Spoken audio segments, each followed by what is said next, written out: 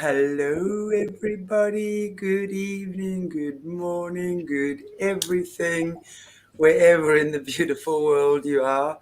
And it is Tuesday, and we have with us, I think we should call it Tom Tuesday. Tuesday Tom. Tom ALTHOUSE. Tuesday. That's great. Yeah.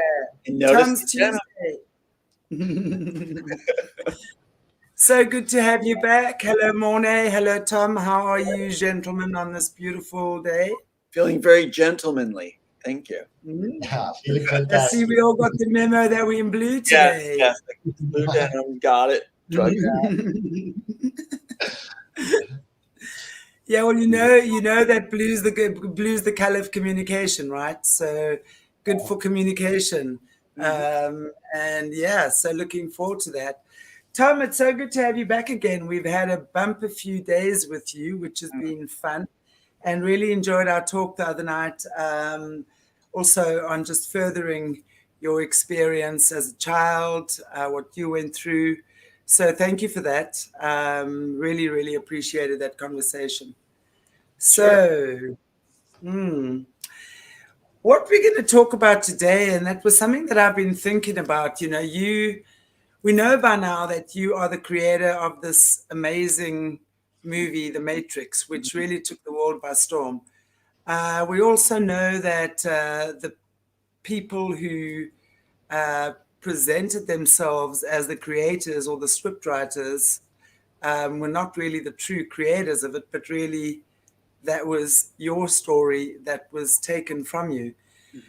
So you've over the past year or so that you've been on our show, and I know on various other shows as well, you've been telling the story about what that means, and all the derivatives, so to speak, the other movies that have come from the Matrix themselves. But what I'm really thinking about at this point is, in the Matrix, it really has a good ending, right? The movie has a good ending. Humanity gets it, or most of us get it, or some of us get it. My question is to you, where we are at right now, where, according to your movie script, The Matrix, is humanity? So this is a layered question. You with your layered thinking will understand that very well, okay? So where are we in terms of humanity according to the Matrix? What are the probabilities and the possibilities of things going either way according to what you've created? And what are the next steps? So I'm going to put that out there first, because I think what I'd also like to know is, how do we turn this around? Where we're at, but that'll be the next phase. So just basically, according to the Matrix, where are we at according to the barometer? All right. Well, let me give you the page number where we're at, because really it all came together and it laid out everything, including the tech I talked about, like Neuralink. We got Neuralink out now. We are on page 93 of what's happening to the world as far as the screenplay. Now, keep in mind the Wachowskis lifted every image they thought was cool out. That's why all the tabs, all the matchups they thought were cool. They didn't understand the story, so what they wanted to do is just take all the scenes they thought were cool, all the images they thought they were cool, and take them out and isolate them, and then shuffle them around like a deck of cards. And it doesn't make a good story. And they said, well, let audiences figure it out for themselves. That's what we know. They just totally lifted the scenes out, destroyed the whole story, and that's why it got so convoluted and so long. But if you go back to the original work, there is a definite you follow a trail, and you live it with the main character, who they put Thomas A. Like I said, for those that are new, they have the high school, they have everything in here for my character as Thomas A., which is me, as Neo, because they're mocking the author because they don't understand the work. Pop. Okay, so where we are, let's go to that page. We are in a situation on page 93, and if I go to 93 and hold this up, and keep in mind, a lot of the people on the other side are saying, he never shows a script. How many times have I held up script pages from original work? Anyway, on page 93, we have the food shortages. This is when Neo's been cut off from the program and has to go to the underground, right? The underground, free people. They've shut off the food traders' access to the city. There's no food. They say our own people are to blame. So that's where we are. And it's right before the false flag. So the false flag's coming up, which is going to send us into a crisis mode where people are going to be sent to the stadiums. Sound familiar? That's where we are. Right. Okay, hang on. So it's, people then go into crisis mode, and the stadiums would then be the FEMA camps, right? Yes, that would be FEMA camps. Would also be real stadiums themselves, conference centers, things like that. They'll be preconditioned with buses and trains ready to extract kids from that gathering, and they'll blame it on lack of food there too. Now, that's what you're seeing in our world right now. They're outlawing gardens basically in Australia, if I'm hearing correctly. And they took all the different wheat strains in Europe and claimed they were going to put them lock away genetics of different wheat strains that have been done through centuries. And from the farmers, and gave them one strand. And so they're setting up a world economic food collapse. And that's supposed to be able to herd people the way they want to herd them and get them where they want to go. And this whole thing with germs, I'll just say call it that way, is supposed to test to see if we'll be compliant and move when we're supposed to move and wear things over our face and stuff like that when we're told to. And it's all preconditioning, like getting cows to learn how to walk down the gateway. So basically that's what's going on. Meanwhile, we'll be chipped, stuff like that. But the whole thing is, where are we at? What we can do, that layer, we can do a lot. Right now in the story, the architect is vulnerable. He's calling on the oracle to make sure, and it's not Sophia Stewart. I was modeled after the oracle. Then when I wrote the original work, I modeled it for myself, so I know what the character's going to do. So really, you're looking at the oracle. And that's something. Didn't realize the work would translate that way till now, but that's what's going on. I am the guy who wrote this, so I'm the oracle. You are the oracle, absolutely. Never thought that before. Never even thought that before, but that's it. So I'm telling you what's going to happen. What? Which in the screenplay itself, I'm getting chills. In the screenplay itself, the oracle warns the underground when it's coming because the architects have tapped them. Architect has tapped him in order to use him offering rewards in the chair. Well, that's exactly what happened to me. So the reason I'm being told now not to do interviews anymore, not talk to the public, to stop, is then that would set up for the offer to come on board, which is in the screenplay. So we're right there where the architect is vulnerable. When I say architect, according to real world, where we are outside the movie, or keep in mind, they say they put us in our own film. So where are we? We're at that point. I would just like to maybe just chime in here for a moment, if you don't mind.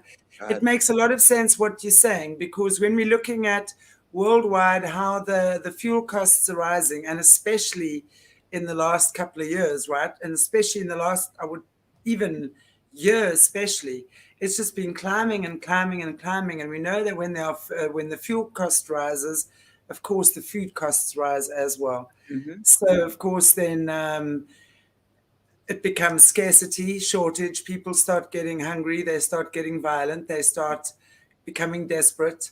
Mm-hmm. And again, it's just another layer or another chapter of them, I think, trying to break humanity down and sort of divide and conquer.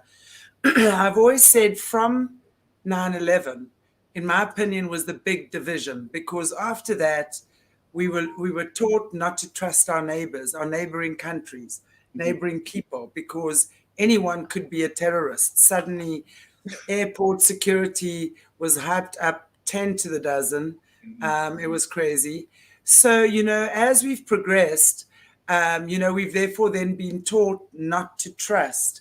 Then, of course, comes the spiky flu. Then you now not trusting your family, your friends, your children, your grandchildren now are going to kill you. So that's the narrative. So all the time we've been broken down, getting tired. Then there's a war. between Russia and Ukraine. Then there's this other crazy thing that's coming on now, Mm-hmm. and they always blame the poor animals. If it's the monkeypox and the pangolin or the Chinese bat or whatever it is, poor animals are always getting the shtick for that.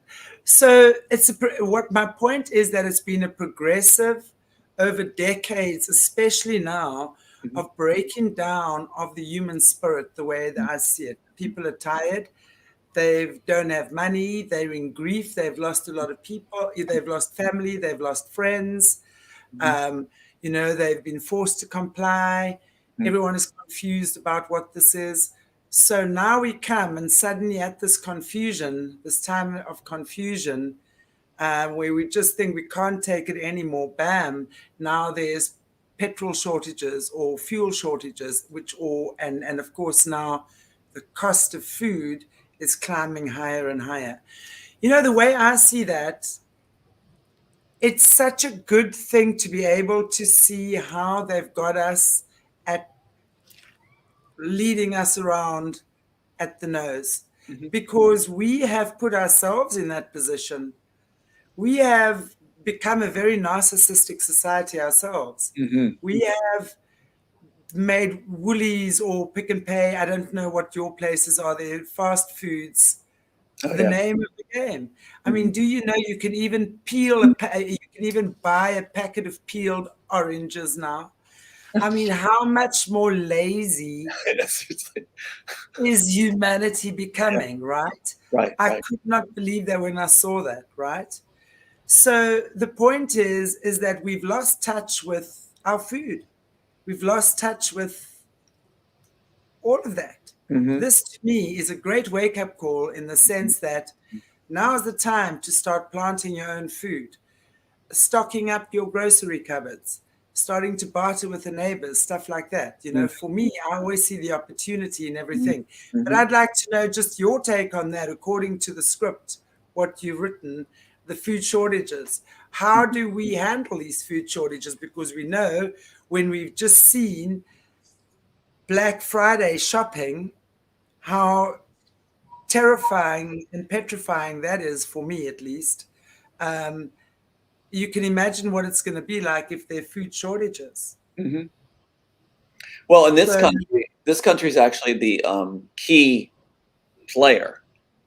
This population is marked to be eliminated in mass, along with I think it's Germany, England, and Australia. There's different countries that have been tagged to make large mass reductions in population for the elite to have their utopia on Earth.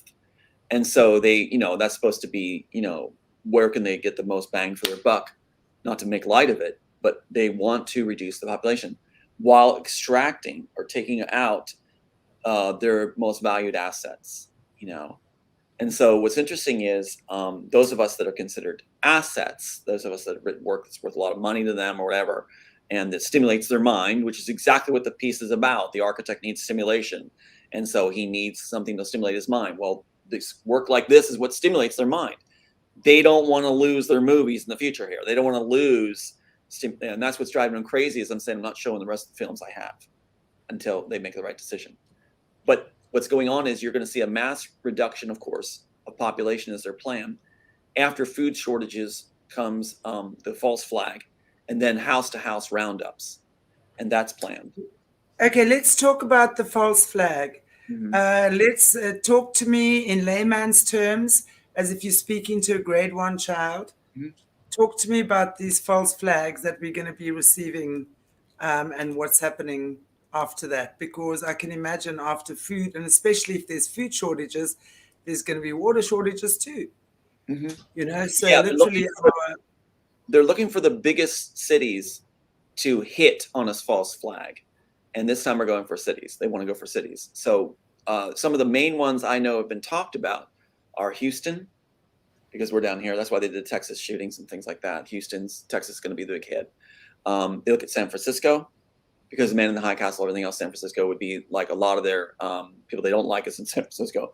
So San Francisco is the one. They think the Golden Gate Bridge being wrecked and stuff would be something that would be so iconic that no one would ever imprint forever fear in the mind. And so San Francisco, Houston, New York City, of course. So look at New York City and LA. So that's some of your biggest ones right now. Now, other people could list others and say, yeah, what about Chicago? I don't think they'll touch Chicago because the Wachowskis from Chicago. But they'll go for probably the biggest mental impact. They like to create despair. And they like to tie it in to be clever so that they've whispered through art already. Your films will tell you where they want to hit. They do that on purpose. They put it before you first. San Francisco is major on that scale. How many times does LA hit? That's almost cliche. They even say if there's an alien invasion, it's California, always in the movies.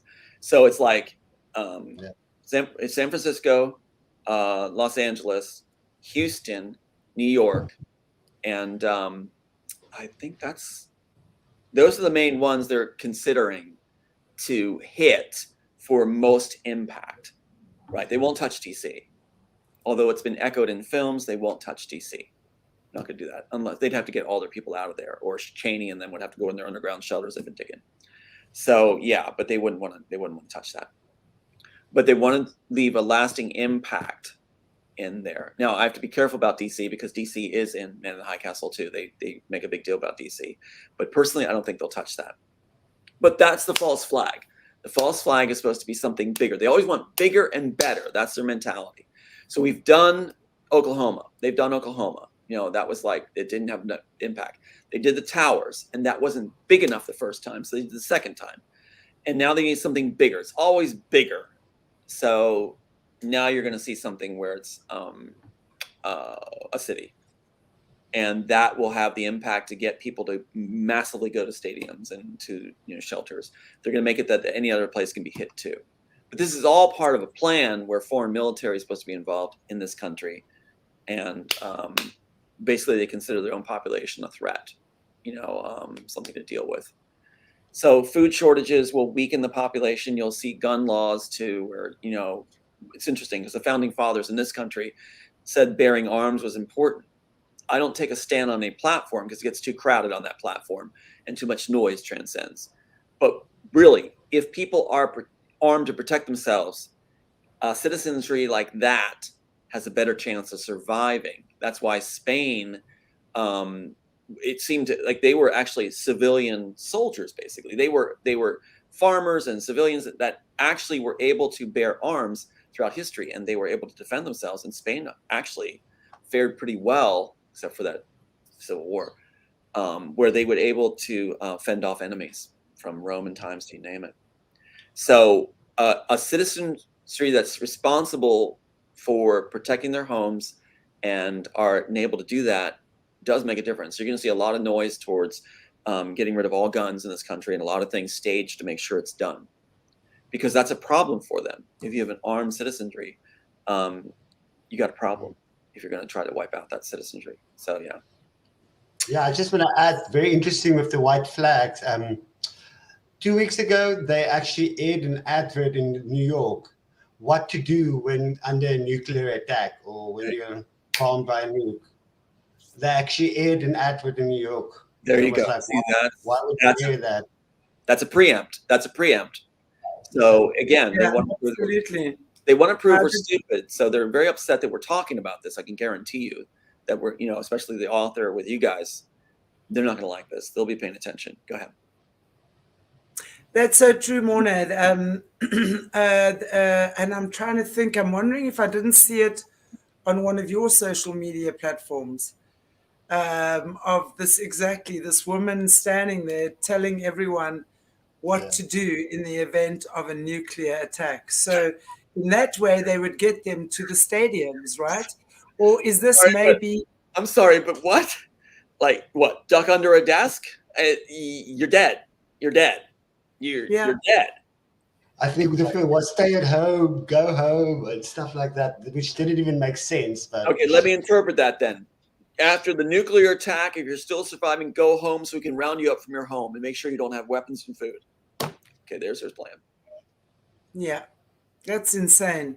And in that way, they would then get you all to the stadium, because now that's where everyone is going to be, and that's where the food will be served, and no doubt the soup kitchens and... Well, they'll have a shortage of food. They'll say they were prepared.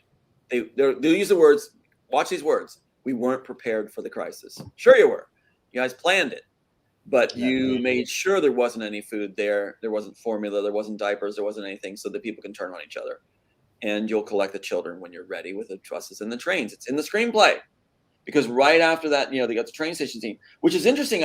Your question is so cool because I want to just throw hang on. I want to say something there. So that is basically how they get to harvest at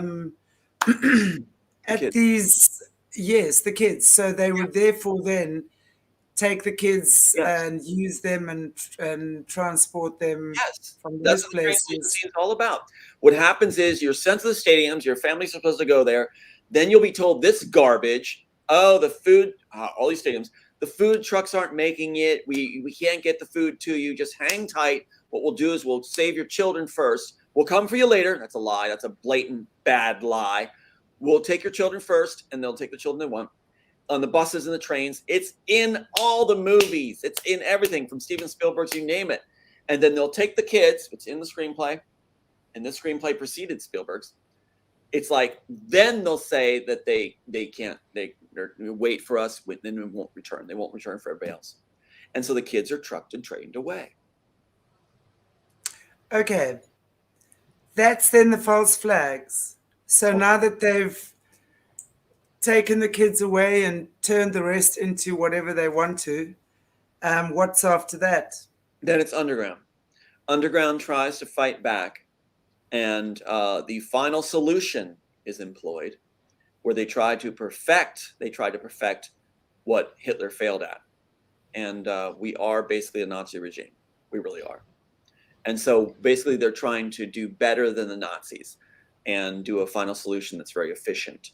And that was the big problem the Nazis claimed to face, was how to eliminate masses of people. They've got the graves already outside of Atlanta, all those big black coffin things that are made for 5 people at a time. They're lazy.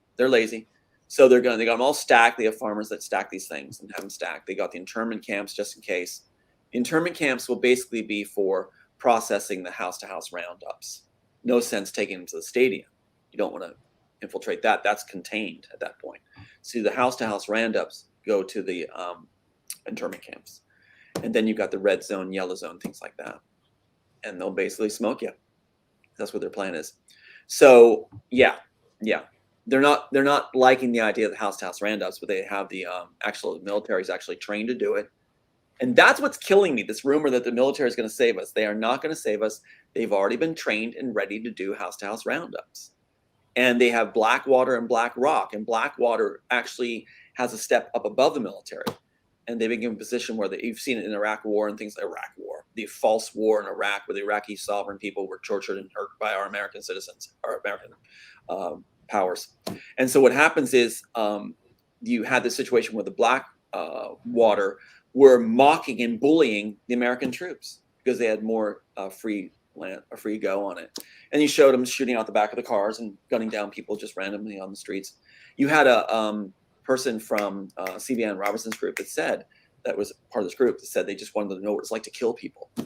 And they had the opportunity. They were drunk on this war because they get the go out there and just kill people, see what it's like. That's a sickness that's going around now. Yeah, no, that is some kind of psychopath. And I think there's a lot of those psychopaths running around right now. Yeah. I watched my own family members turn into psychopaths, saying that they're all about success and power now. And my dad got murdered. He's dead, starved to death. So I see how bad this is, that if they can do that to my sister and make her a monster, they can do it to anybody, because that's. I think they've been doing it to people for a very long time. Yeah. Okay. So what I want to say is, Shanti, all right. So what I wanted to say, sorry, I'm just trying to read a comment there at the same time, but I'm going to go with what I want to ask you, because what we're looking here is obviously the worst case scenario.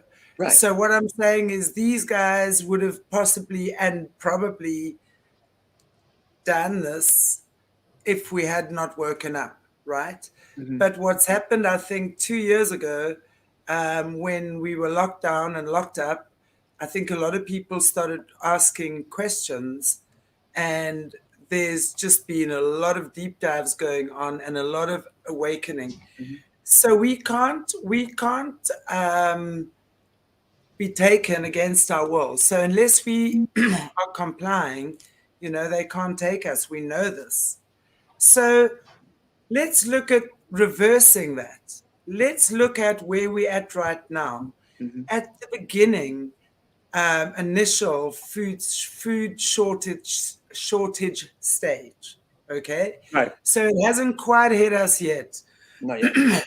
We are gearing up for it. Mhm. The momentum's gathering Mhm. for this to happen. What would be the antidote for that? Well, there's a Where go ahead. carry on. A couple different things you can do. First of all, keep in mind they imitate art and they imitate what's in history. So let's go back a moment to the cities. What's going to happen in the cities is they'll be made into ghettos, cordoned off. They're going to do that again. They thought it worked really well, where they section off cities and blocks of cities, and they'll clear those blocks out, sectors, like methodically. That's going to happen. So you're not safe in the cities. That is not the place to be. That's a processing ground. That's like being in a cow pen, mass cow meat farm. You don't want to be in the cities when this all goes down. Do not. Your best chances are get an RV, stock it with good stuff, dry goods, things like that, and be ready to roll at any time. Be mobile anytime. Another good thing you can do right now is if you can visa out of this country, get out of this country. Get out of the U.S. The U.S. is a jail cell, and you're not going to get justice. You're not going to get truth. You're good. It is a circus. You want to get out of the U.S. If you can change your citizenship, change it. Don't be a U.S. citizen. The days are over. The glory days are over for the U.S. It is now a death pit. Get out of the U.S. if you can. Get your families out of here. If you have relatives in other cities or other countries, go there and become a national if it's possible. You do not want to be in the U.S. They're not letting me leave. Aiden and I already tried. They sent us back thanks to Trudeau. So the thing is that what you need to do is consider that option. Also, plead with other countries to solve the problem. They may not be bought into the U.S. agenda, and England and Australia and Germany. Germany's a puppet of the U.S. from ever since World War II.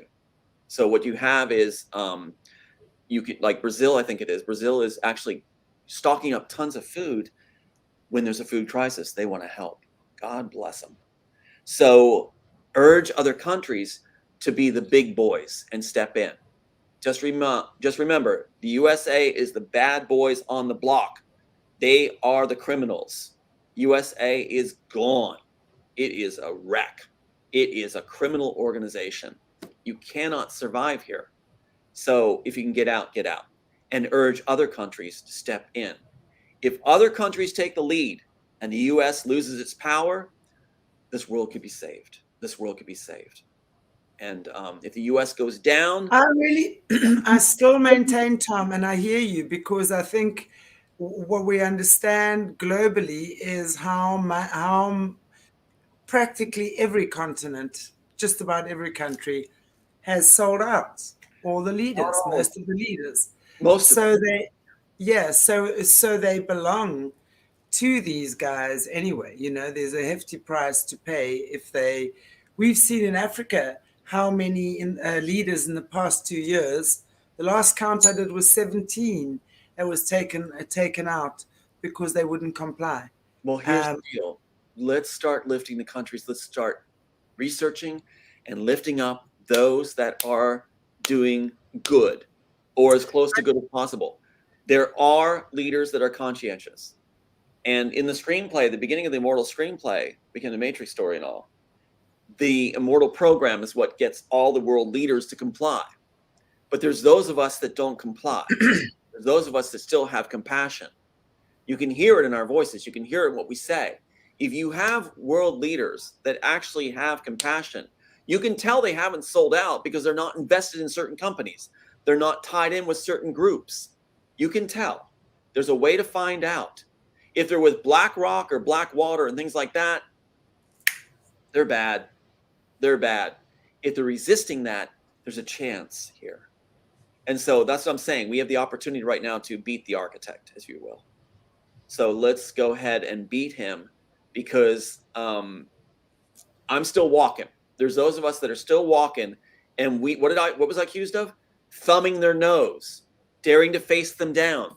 Well, if I'm still alive and still walking after all these attempts by the SWAT teams and this Brian Fitzpatrick, congressman, lifelong FBI guy, has my sister in the pocket and made her into a monster.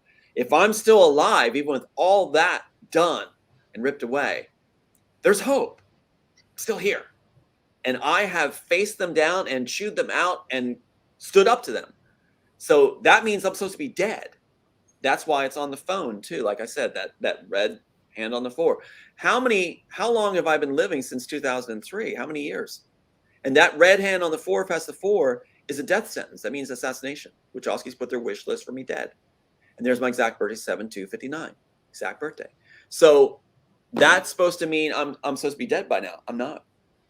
They still want the work. So we've got them torn where they're starting to turn on each other. It's even in the movies in their own series. In Game of Thrones, it's Man in the High Castle. If you resist, they start, and you succeed in resisting, they start to turn on each other. See? And that's what's happening. We're at that point. But we can't get into false narratives. A lot of people need to settle down and be quiet on their sharing of drops and information, because if you don't know, don't share it. Because what we need is the truth out. We don't need more noise or someone trying to appear knowledgeable when they don't know. They want to sell books, or they want to have appearances, or they want to have movies. No. Right now is the time to pay attention in class. If the people did the work and the work is true, then listen to us. Stop listening to the noise and stop having battles over whether there's tribunals and stuff. Who the hell cares?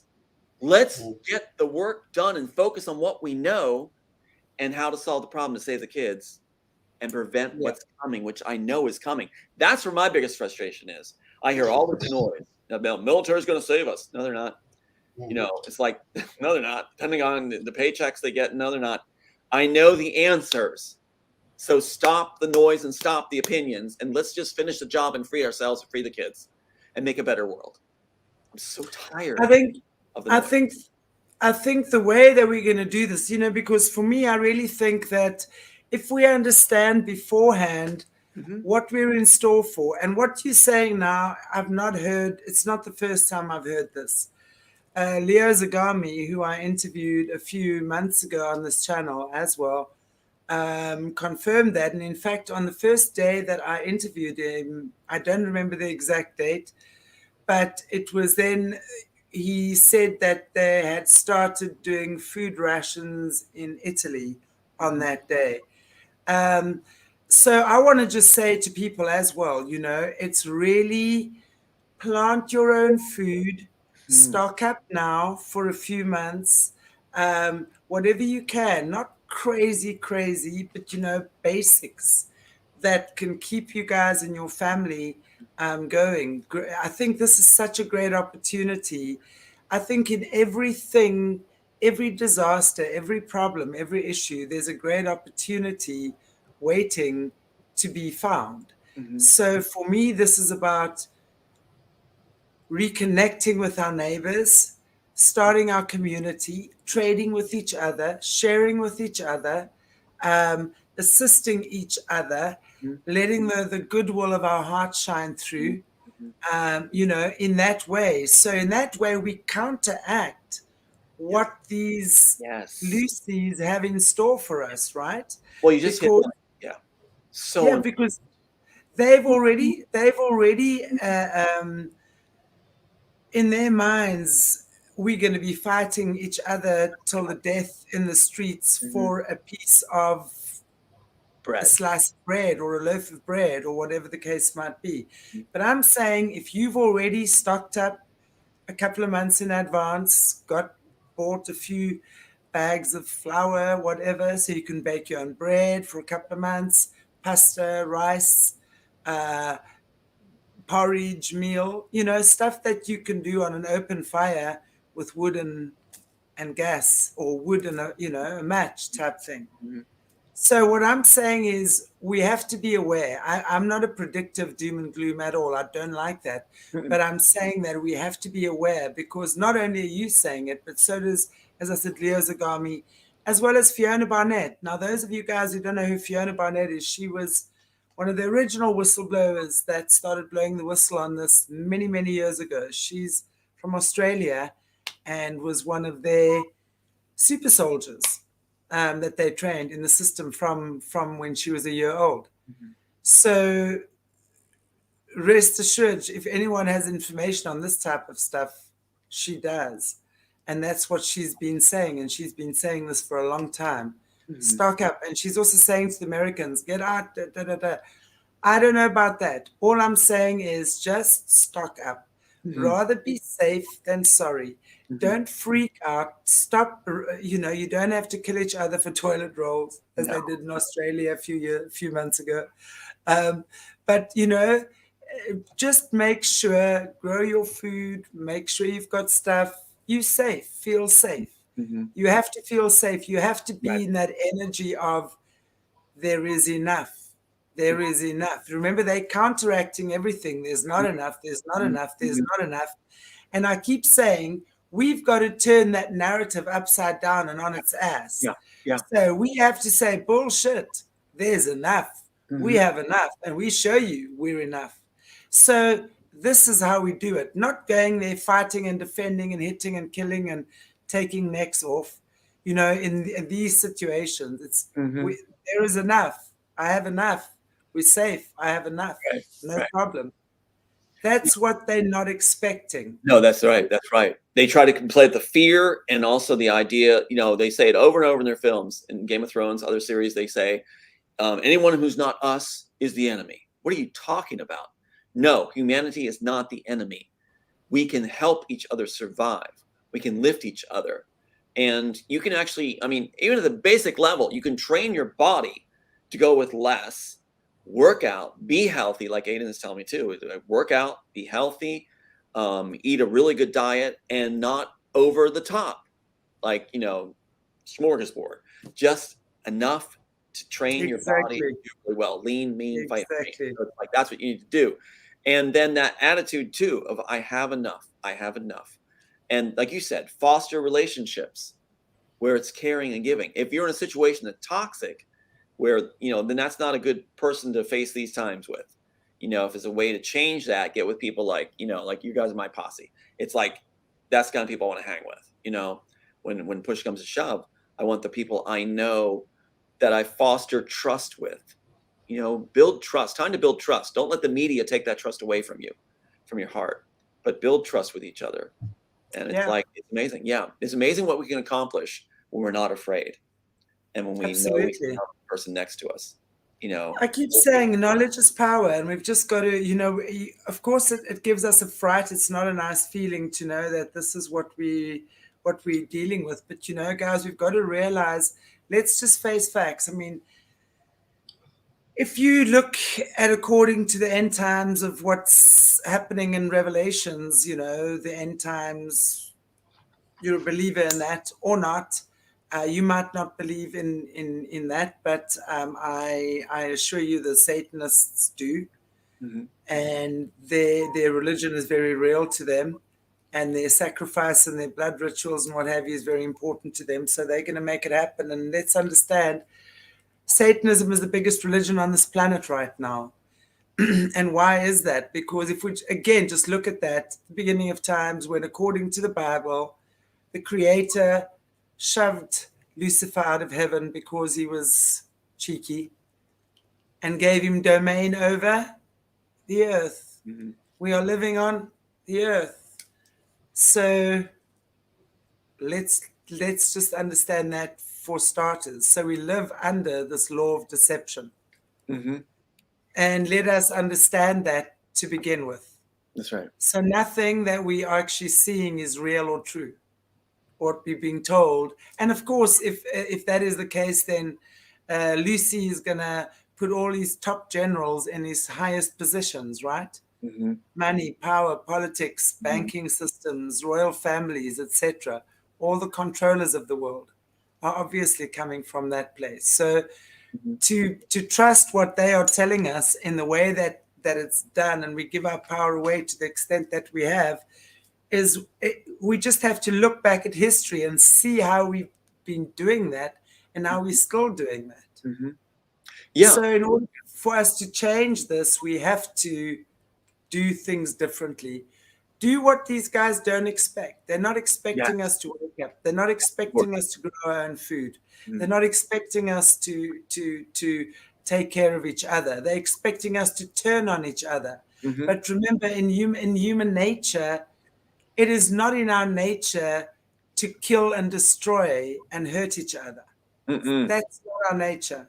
It is our nature to love and protect and take care of each other.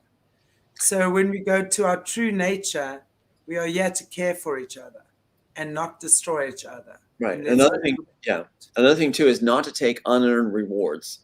Their system is based on rewards. That's how they get people to turn on each other too and be hateful, like my sister and my brother were. It's like they give them unbelievable rewards and they learn to be lazy and get rewards and live off the rewards and do horrible things for rewards and brag about it. Money. Yeah. You see, they've discovered that this is the whole thing, you know. This is what I love about this time. It's making us realize our strengths and our weaknesses. You know, greed is a human weakness. And greed comes from a place of fear of not having. So that innate fear of not having is going to translate into excessive greed in many, many ways. So when we understand there is enough, I can only eat so much today. So let me share my 5 potatoes with my neighbor who has nothing. Tomorrow will take care of itself. That's right. So when we look at it like that and we build a community based on that, not fear, that's when we become productive.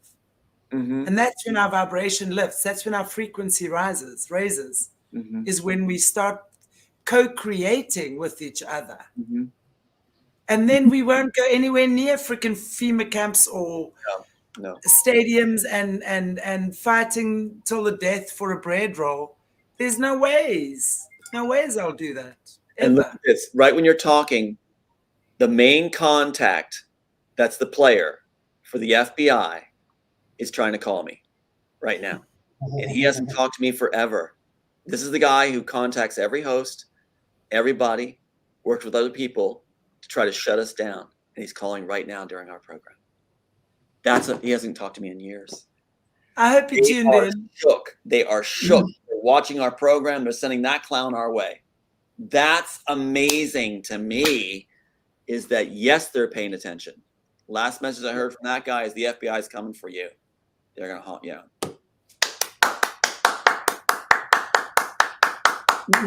I think it's amazing. We've got when they do that, that means they're listening.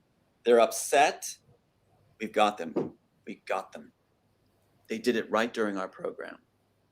Royce Babcock, the main player for the FBI, besides my sister, Ryan Fitzpatrick, calling us during the show. Are you serious? So yes, and that's where we got them.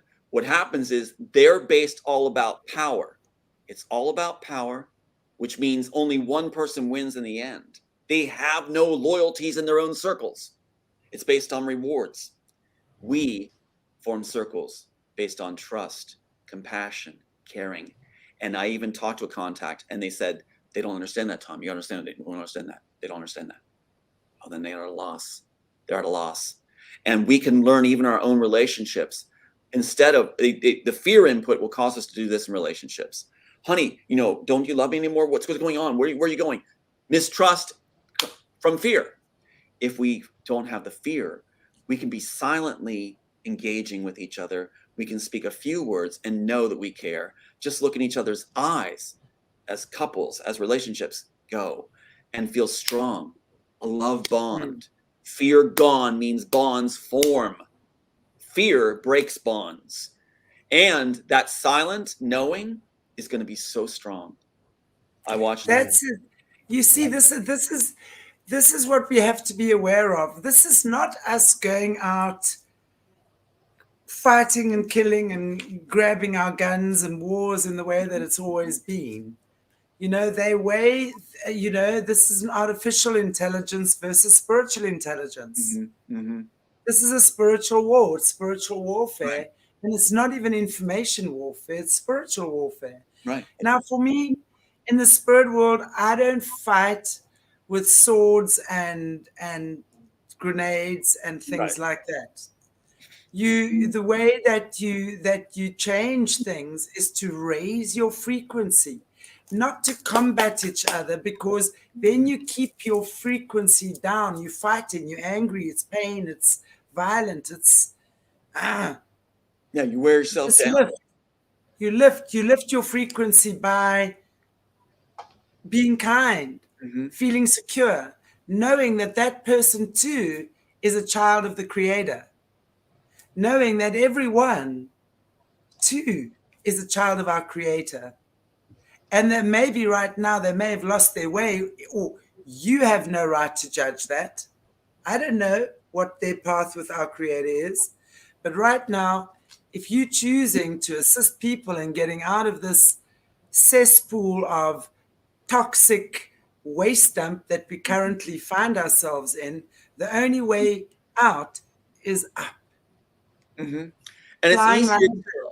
it's easy to tell who really stands out with heart and compassion. The other side, like the family at Spot, what happened to my mom, raged at her, yelled at her, screamed at her, threatened her, raged, manic raging. That's what happens when you're all about power and success. But when you're... Well, that's all fear. It's all coming from fear of not having. Hate and anger. Exactly. Where if we don't, the calm is really cool. If you have the calm and like vibrant kind of calm thing, it's like, it's like a cradle for relationship. It's like a nursery for good growth.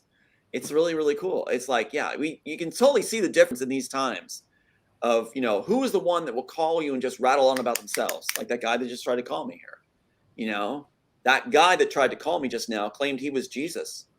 And that this story, Royce Babcock claimed that this came to me through him because he's Jesus. That guy works for the FBI. Wow, they're messed up. But the thing is, no, you didn't do it, buddy. But the thing is, they go so far on this power thing, they end up deluded. They actually end up deluded, and they'll call us delusional. But they're the ones that are deluded because they're so stuck on wanting power, they'll do anything for it. And they'll end up like a Scrooge, losing everything in their life, everything in the end. They may take our jobs. They may take lives. They may take our houses. They may take, relationships away. But if we have our core intact of who we are, and it is caring, compassionate, we have never lost. We have never lost. They're the ones that continue to lose, I think you're suggesting. Every ill move they make, every harm they do is taxing themselves. It's putting something on themselves unnaturally, and it's going to affect them very badly. I don't know how many times I've been told by mom too, that my sister's curled up in a ball, raging and screaming. Heaven help her if she ever loses Fitzpatrick as her cover, because she'll be hauled off. Those false awards she was given, she'll be hauled off. That's the one that's raging and on medication and hateful, narcissistic. That's who it is. So those of us that are surviving all this, if we keep our character intact and stay who we are, and we'll lose relationships because that's part of the deal and that's part of the plan they put in place. But we can still remember the good things in every moment. We can still remember the good moments and keep tucking those away and be grateful, have gratitude for every good moment, even if they take everything away. And absolutely, we can still hold to that. I think this is a time of such a expansion of our human characters. It's such a time of expansion of our spirit, to be able to transcend these energies, because that's really what it is. I mean, we're working with high level AI weaponry, and in my opinion, it's AI versus it's artificial intelligence versus spiritual intelligence. And I've said this before, and I'm so sure about this. There's only one real aspect, and that is spiritual intelligence. All of us, and even if you have sold yourself to the Dark Lord, you are created by God. And as long as you are here, breathing, smelling, eating, your heart is beating, you are created from source creator Mm-hmm. or God or the divine creator. You might have temporarily lost your way or sold your soul, but that's never a permanent thing, because you're always going to find your way back to God, Right. no matter where or when.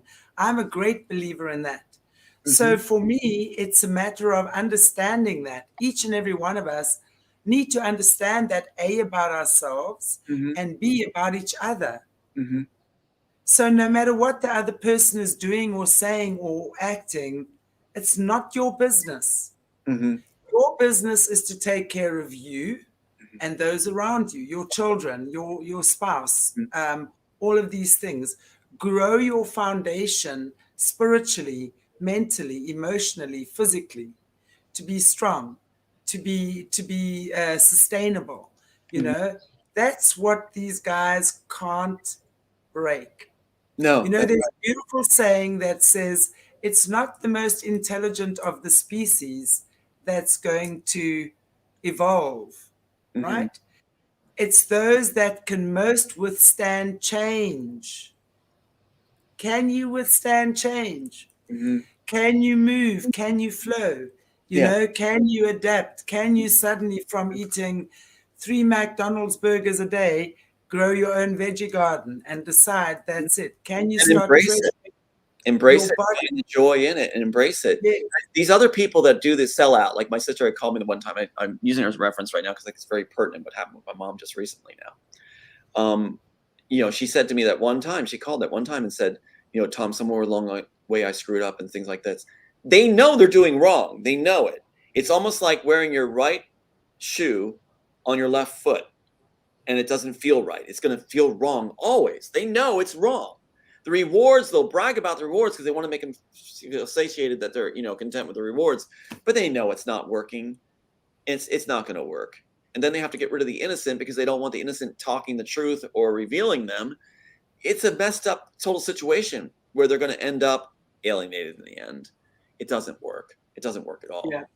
And often those that were players, like the guy calling, the players often will reach out in the end to try to offer, ask to be your friend in the end, because they saw you as true, that you were the one that was true, consistent, as you said, able to adapt, change through everything thrown. And they're not able to. So deeply inside them, they admire that. They admire that you survived everything that was thrown because they couldn't. Absolutely. They couldn't. Yeah. You become flexible. You're not brittle. Right. You're able to move and bend. And so what you get to, we're in the best time for evolving. We're the best time for the elevation of humanity to a better stance and form, a better growth and creation and everything. So really, we are in a catalyst phase, and we're going to come out of this victorious. We're going to come out of this really, really well. And for humanity to win, everybody has to win. So we're going to see a lot of apologies down the road, I think. I think the elite are not going to get their way because the whole plan was being clever. It was supposed to be clever where we never saw it coming. And just like that phone ringing just now, I showed that thing. It's like the players are now shifting to their side now. They want to be on the winning team. We're considered the winning team now.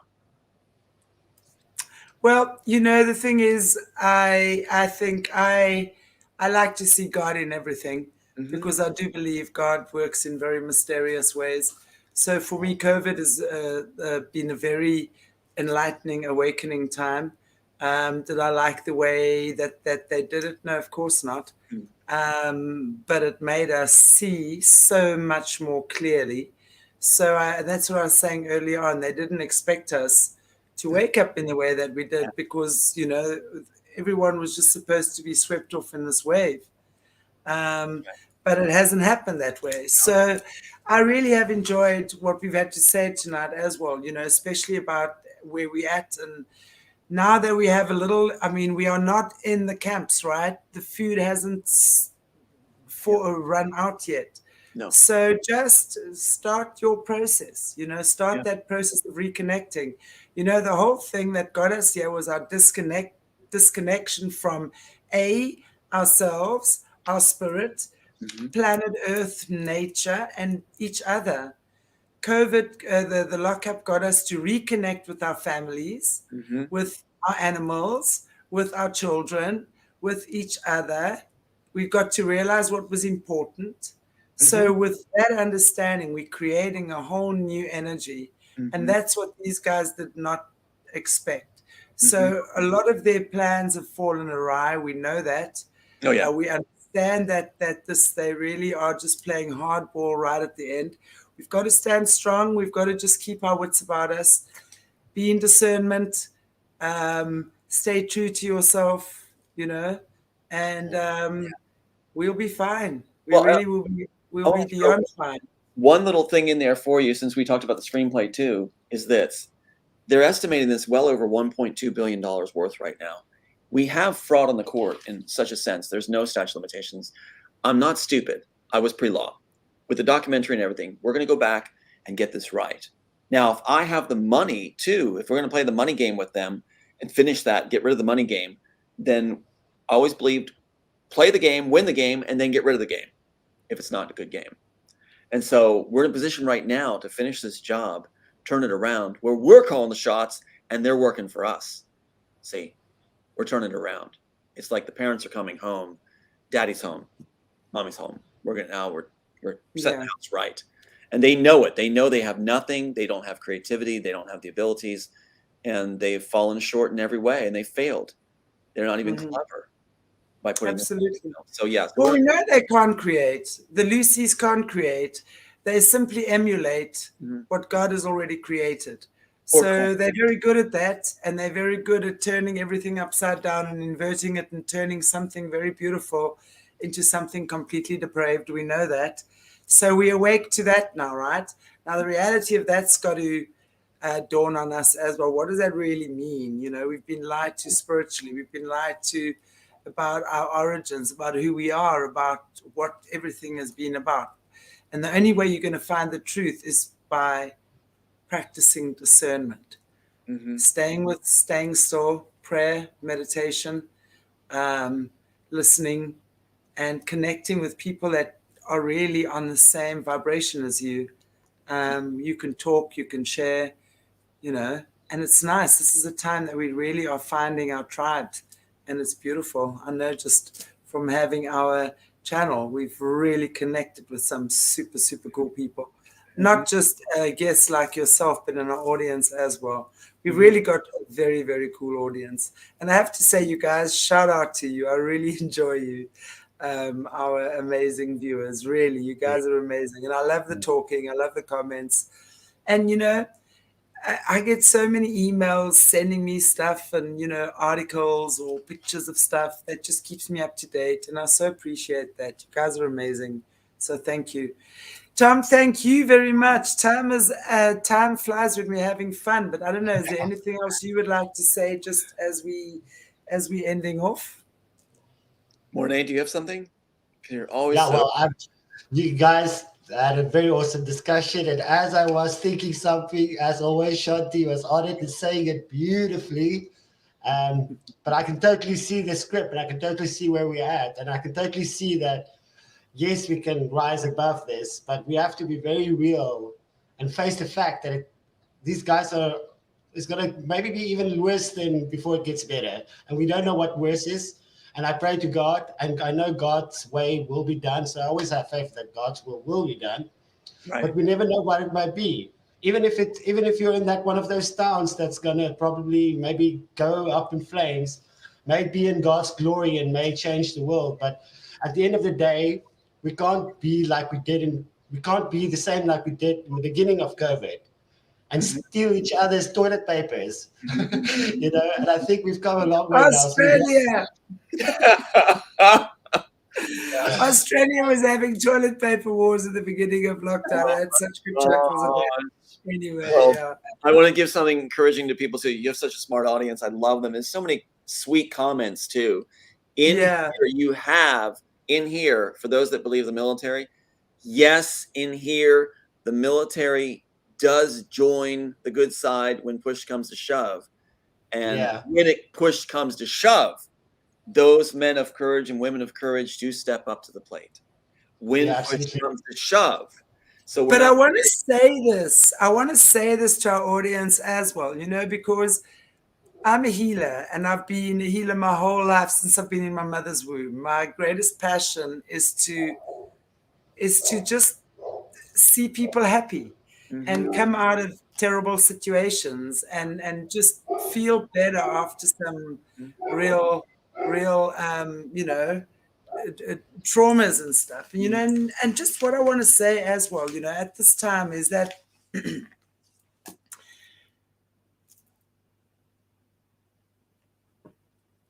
I like to say I see God in everything, as opposed to seeing the bad in everything. I look at my situation, and the reason why I do the work I do today was when my partner was killed in a hijacking.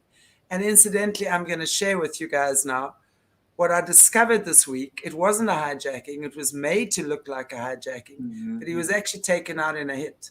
And I would never, ever have understood that 26 years ago, 25 years ago, because that's how long ago it was. Had I not done the work I'm doing now, because I'm seeing how it was linked. So, my point is that in every bad situation, there's so much good. I knew that for me, I had a lot of love to give and a lot of love to share, and I just had this desire to make things better. And nothing has ever stopped me from that. I don't move off my path. I'm flexible within my work, but I know what I want, and I know who I am, and I know where I want to go with things. So, there's just so much amazing people, situations out there. There's a lot of strength in people. There's a lot of love in people. And we really just have to understand that really we're all in this together, truly. And we can make it through, in everything that we do. So... Yeah, that's true. That's so true, because my mom and I were talking. My mom has cancer now. She's terminal, and she has about a year. And that's why my family's coming at her. The Bott family's coming at her so hard, raging at her, everything else, saying, Tom, you can't be there. Don't let Tom around, or you won't see the grandkids. That's how bad it is. Imagine that. Just happened. But we're going to celebrate life together. Aiden's like, we got to go see grandma. Yeah, we are. We're going to see it. Even with the 302 threats the Bott sister and brothers are throwing. Brother, it's like my mom goes out and meets people and lights the world up. I go out to meet people, and I meet so many amazing, beautiful people just heading out to the store. It's like we have wonderful talks, or a restaurant or whatever. It's like we meet wonderful people.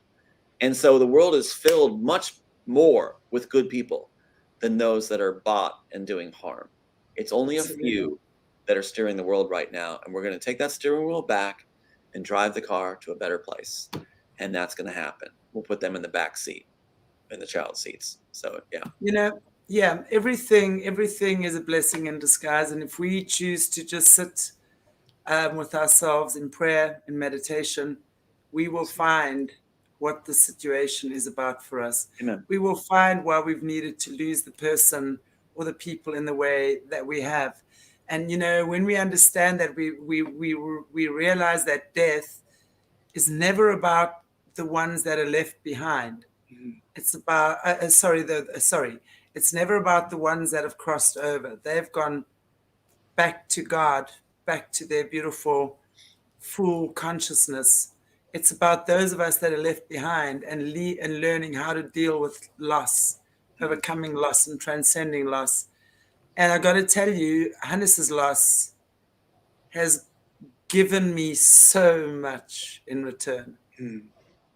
The spiritual gifts I've received from processing that tragedy in my life has given me more than any university ever could, any book ever could.